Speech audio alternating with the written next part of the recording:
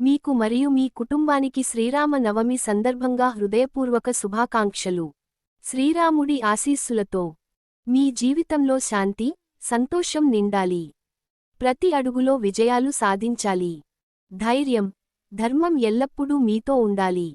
జై శ్రీరామ్.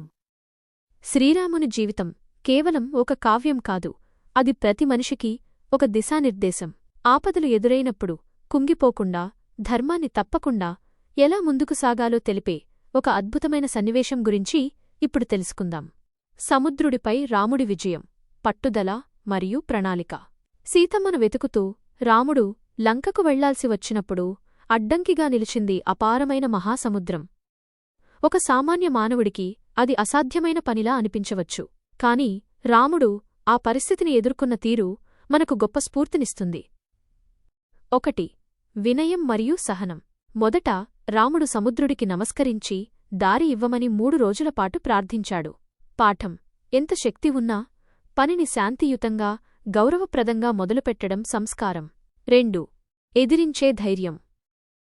వినయానికి ప్రతిఫలం దక్కనప్పుడు రాముడు కోదండాన్ని చేతబట్టాడు. తన శాంతం బలహీనత కాదని నిరూపించాడు.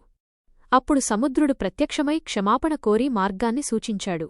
పాఠం: అవసరమైనప్పుడు మన బలాన్ని ప్రదర్శించక తప్పదు. చేతకానితనం శాంతి అనిపించుకోదు. 3. ప్రతిభను గుర్తించడం. టీంవర్క్.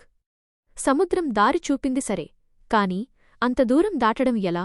అప్పుడు రాముడు వానర సైన్యంలోని నలుడు, నీలుడు అనే ఇంజనీర్ల నైపుణ్యాన్ని గుర్తించాడు. రాళ్లతో వారధిని నిర్మించే బాధ్యతను వారికి అప్పగించాడు. పాఠం: నాయకుడనేవాడు తన టీంలోని వ్యక్తుల ప్రతిభను గుర్తించి సరైన పనికి సరైన వ్యక్తిని ఎంచుకోవాలి. 4. ఉడుత భక్తి. చిన్న సహాయం కూడా గొప్పదే.